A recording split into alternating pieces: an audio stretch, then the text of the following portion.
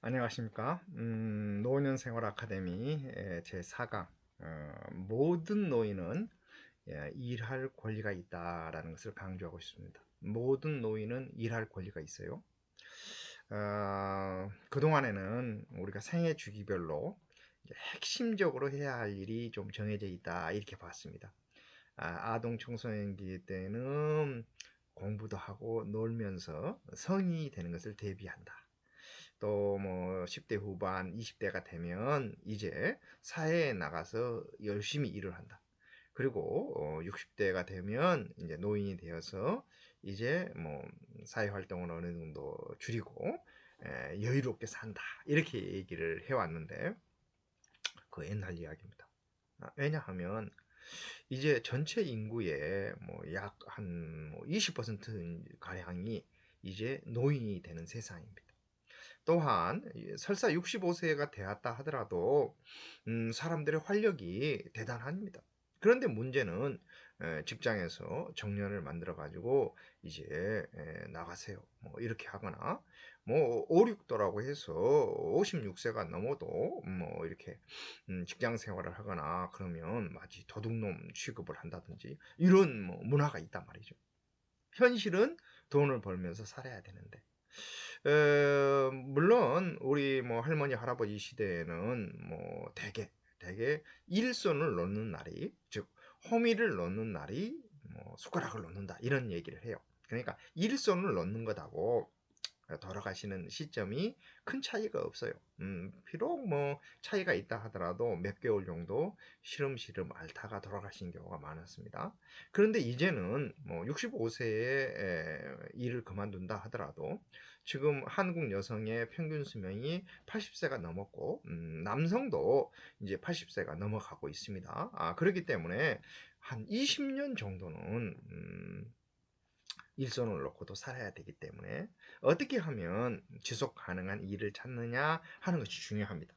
사실은 제가 활기찬 노년 생활이라는 이 아카데미를 기획한 이유도 제 자신 활기차게 노년을 살기 위한 하나의 일거리이기도 하죠. 저 같은 경우는 다행히 공무원 군인 사립학교 교직원 연금 즉 사립학교 교직원 연금을 저는 타기 때문에 뭐 다른 평범한 어르신들에 비하면 이제 연금의 액수가 뭐 일상생활을 하는 데 정도는 가능할 거라고 저는 봐요. 그런데 이제 사회적으로 보다 의미 있는 일을 해야 되겠다. 그래서 국가에서는 노인 일자리, 또 뭐 사회활동, 뭐 지원 사업 이런 것들을 아주 활발하게 전개해서 매년 그 대상자를 늘려가고 있습니다. 꽤 오랫동안 한 달 열심히 일해도 20만 원밖에 안 주고 최저임금이 올라가도 이 노인 일자리 임금은 안 올라갔는데 다행히 지금은 이제 매년 조금씩 올라가고 있습니다. 그래서 이제 뭐 지금은 거의 이제 30만 원 가까이 되었죠. 그리고 기초연금을 타고 계시는 많은 어르신들이 지금 노인 일자리 신청하면 받을 가능성이 매우 높습니다. 그래서 혹시 여러분들 중에 뭐 당사자가 혹은 가족 중에 지금 현재 기초연금도 타고 국민연금도 적게 타고 하시는 분이라 하더라도 일에 대한 열정이 있으시면 노인 일자리, 사회활동 지원 사업 등에 적극 좀 참여해 달라고 저는 요청하고 싶어요. 왜냐하면 한 달에 뭐 얼마 정도 이렇게 일을 하고 또 이렇게 벌어들이는 수입도 있고 또 나가면 다른 사람하고 접할 사회적인 관계 형성이 건강에 매우 도움이 되지 않습니까? 그래서 돈도 벌고 그 다음에 사람도 만나고 그리고 건강관리도 하고 이렇게 하기 위해서 노인 일자리가 저는 굉장히 중요하다고 봐요. 일부에서는 뭐 노인 일자리라는 것이 그냥 세금 낭비지 않느냐 이런 사람들도 들은 있어요. 왜냐하면 하는 일이 뭐 쓰레기를 줍는다든지 학교와 무슨 아이들의 등하교 지도를 한다든지 뭐 들은 뭐 해도 그만 안 해도 그만인 일도 들어 있죠. 자, 그런데 이분들이 일을 하지 않고 만약에 집에서 텔레비전만 보신다. 그러면 우선 돈이 없으니 뭐 이렇게 영양가 있는 음식을 먹기가 어렵죠. 그 다음에 뭐 할 일이 없으니 다른 사람을 접할 기회도 없죠. 그러면 질병이 걸리고 질병이 걸리면 병원비가 한두 푼입니까? 그래서 저는 좀 더 건강할 때 사회적으로 일거리를 찾아주는 일이 굉장히 중요하다라고 봐요. 다만 저는 이제 이런 노인 일자리도 보다 좀 역동적으로 좀 바꿨으면 좋겠다 하는 것이 제 생각입니다. 예를 들면 우리가 도시를 깨끗하게 하자, 뭐 삶터를 깨끗하게 하자 해서 우리가 많이 하는 일이 청소입니다. 또 벽보를 뜯는다든지 뭐 쓰레기를 줍는다든지 이런 것들이죠. 자, 그런데 솔직히 말해서 벽보 뜯고 사흘도 안 돼서 또 누군가 벽보 붙어버리잖아. 음, 쓰레기 줍고 나서 사흘도 안 돼서 또 담배꽁초가 수두기 쌓입니다. 저는 좀 더 지속 가능한 방식을 찾아야 된다고 봐요. 음, 또 그러면 우리가 꽃이라도 좀 가꾸자 해서 봄에 화단을 만들어 가지고 이제 화원에 가서 이쁜 꽃을 갖다가 심어 놓습니다. 그러면 뭐 한 보름이나 뭐 길게 가면 한 달은 좀 이쁘죠. 그런데 그 지나면 다시 들어오죠. 그런데 혹시 제가 지금 하고 있는 운동 중에 음, 꽃을 심는 사람들이라는 활동을 해요. 제가 한 10년 정도 했죠. 꽃을 심는 사람들. 그러면 꽃을 심는 사람들은 뭘 하느냐? 꽃을 심습니다. 아마 여러분들은 꽃무렵이라고 들어보셨어요? 꽃무렵. 꽃무렵. 네. 뭐 지금 우리 전라도에 보면 뭐 영광의 불갑사라든지 또 나주의 불회사 또 뭐 한평의 용천사 또 고창의 뭐 선운사 이런 데 가면 뭐 온 산이 꽃무릇입니다. 근데 이 꽃무릇은 한 번 심어 놓으면 천년도 갑니다.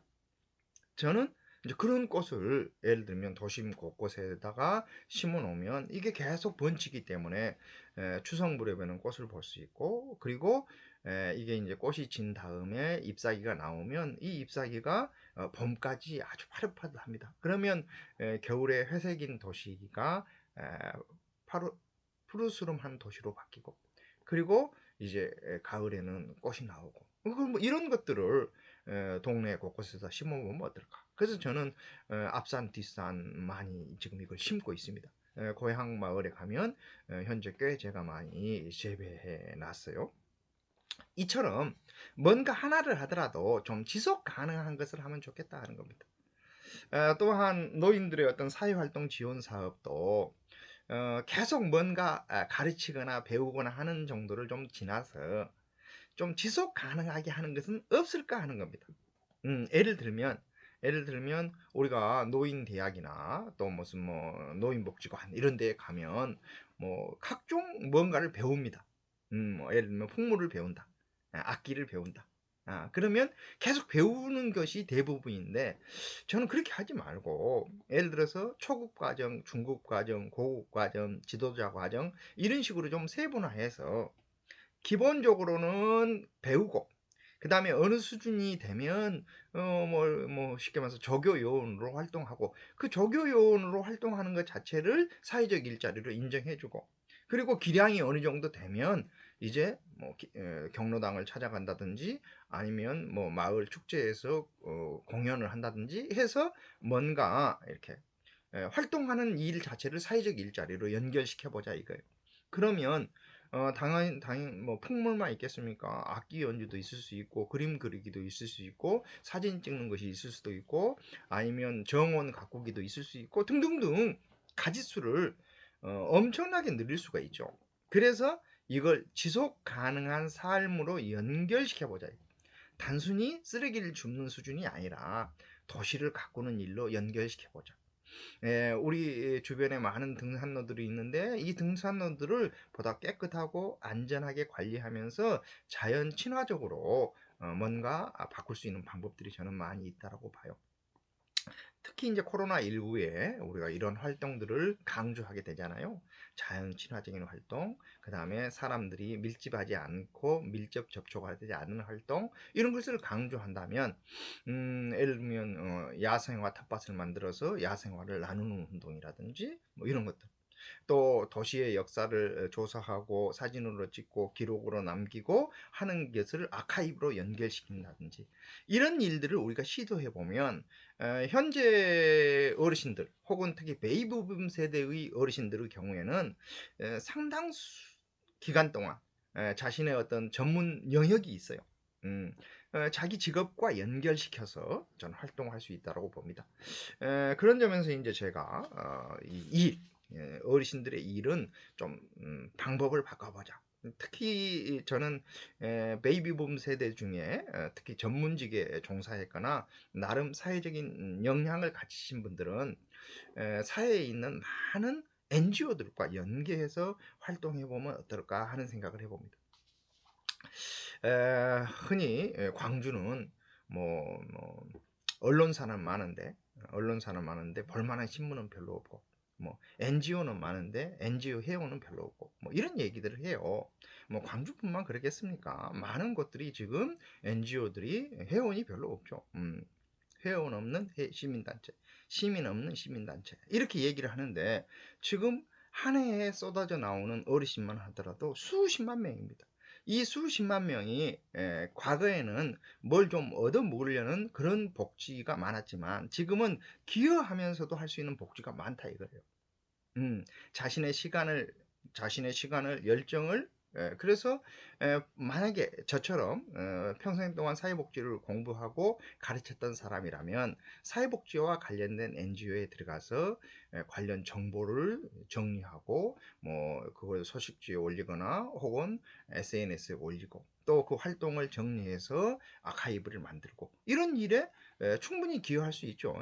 그리고 연금도 타니까 뭐 약간의 후원 회부도 낼 수 있지 않겠습니까? 그리고 자기만 하는 것이 아니라 친구들도 불러 모아서 함께 하면 이게 이제 제가 보기에 시민 있는 시민 활동, 음, 또 뭔가 구독자가 있는 재미있는 특화된 신문을 우리가 만들어낼 수 있다고 봐요. 그러면 또 다시 옛날 소식지를 만든다 이렇게 하시지 말고 지금 여러분들이 다들 뭐 SNS 활동 많이 하시잖아요. 예를 들면 페이스북, 인스타그램 등등. 그런데 그것도 주제를 정해가지고 꾸준히 정보 나눔을 하다 보면 저는 현재 어르신들이 사회에 기여할 수 있는 방법들이 굉장히 많다라고 생각합니다. 저는 개인적으로 2000년에 2000년에 새로운 천년이 이렇게 열리는 시점에 한국 복지교육원이라는 것을 만들었습니다. 시민들과 복지 정보를 나누자 하는 그런 차원입니다. 대학생이나 사회복지사와 정보를 나누자 하는 차원이 아니라 5천만 국민하고 정보를 나누자. 그런데 어느 순간 사람들이 인터넷에 별로 잘 들어오지 않다는 것을 알았어요. 홈페이지에 잘 안 들어왔습니다. 그래서 왜 그런지를 알아봤더만 당시에 많은 사람들이 카페를 통해서 정보를 공유한다. 그래서 시민과 함께 꿈꾸는 복지 공동체라는 카페를 만들었습니다. 현재는 회원이 5만 4천 명이에요. 그러면 많은 사람들이 와 이렇게 해요. 그러면 제가 질문을 합니다. 2002년 7월 월드컵이 막 끝날 무렵에 제가 만들었는데 그때 회원은 몇 명이었을까요? 많은 사람들이 100명이요, 500명이요 이렇게 얘기하는데 아닙니다. 지 혼자입니다. 지 혼자. 예, 그냥 만든 사람 혼자. 그러면서 점차 회원이 늘어서 지금은 5만 4천 명이죠. 저는 이 5만 4천 명과 함께 복지 정보를 나누는 일이 저의 매우 소중한 일이라고 생각하고 있습니다. 자, 이처럼 젊은 시절에 본인이 열정을 태워서 해왔던 일들을 저는 노후에도 할 수 있어야 되고 해야 된다고 봅니다. 자, 이런 일들, 그래서 이제 일이라는 것이 꼭 노동의 대가를 주면 좋겠습니다만, 뭐 안 주더라도 본인이 하고 싶은 일을 할 수 있도록 하는 거죠. 이제 이러다 보면 많은 경력 단절된 여성들은 나는 그럼 뭘 해야 되느냐? 경력 단절 여성이라는 건 말 표현이 좀 이상합니다. 경력이 많지만 지금은 일을 하지 않는 여성, 혹은 지금은 돈 버는 일을 하지 않는 여성 이런 뜻이죠. 그런데 지금 우리 사회에서 노인 인구가 폭발적으로 늘어나고 있다고 얘기했잖아요. 그러면 노인 인구의 약 10%는 누군가의 돌봄을 받지 않고는 살 수 없는 사람으로 바뀌게 됩니다. 자, 그 일을 하는 사람이 요양보호사잖아요. 그런데 요양보호사만 그 일을 하는 게 아니라 간호사, 사회복지사, 물리치료사 뭐 등등 여러 전문직이 필요합니다. 그리고 세계 여러 나라의 경험을 보면 건강과 관련된 지식과 정보를 가진 사람들은 나중에 나이가 들어도 지속적으로 관련된 일을 하고 있는 것으로 알려져 있어요. 그러니까 제 강의를 지금 듣고 있는 많은 사람들이 사회복지사인 경우가 많을 텐데, 저는 여러분들이 뭐 예를 들면 관심이 있으시다면 뭐 간호학원 같은 데 등록을 해서 간호조무사나 간호사 자격을 취득한다든지, 또한 뭐 물리치료나 작업치료와 같은 에, 보다 더 사람을 더 직접적으로 다루는 일을 여러분들이 배우시게 되면 평생 동안 관련된 일을 저는 하실 수 있을 거라고 봅니다. 물론 하루 8시간씩 뭐 일주일이면 40시간씩 이렇게 빡빡하게 할 필요는 없죠. 연금 나오니까 연금으로 생활하면서 이제 자신의 건강 관리에 도움이 될 만한 정도의 일, 저는 그런 일들을 충분히 하실 수 있고 해야 된다고 봐요. 또한 이제 마을 공동체를 통해서 우리가 흔히 항산이 있어야 항심이 있다라고 했는데, 더 이상 나의 노동력을 사가는 사람이 없으면 내가 내 노동력을 재생산하는 거죠. 그리고 그것의 결과물을 이웃들과 나누는 겁니다. 그러면 그 이웃들은 그 이웃이 가지고 있는 또 자원이 있잖아요. 예를 들어서 마을에서 텃밭 가꾸기를 했다. 그래서 마임에 가지나 고추나 뭐 이런 것이 남아 돌아간다. 그러면 나는 나대로 배품을 할 수 있고, 또 내가 좀 필요할 때에는 다른 사람들 것을 이제 품앗이로 얻어먹는 거죠. 자, 이와 같이 이제 돈벌이의 일은 점점점 줄어들게 되기 때문에 이제 나누면서 일할 수 있는 것들을 유지하는 것. 이게 이제 모든 어르신은, 모든 노인은 일할 권리가 있다라는 것을 실질적으로 누릴 수 있다고 저는 봅니다. 다음 시간에 뵙겠습니다.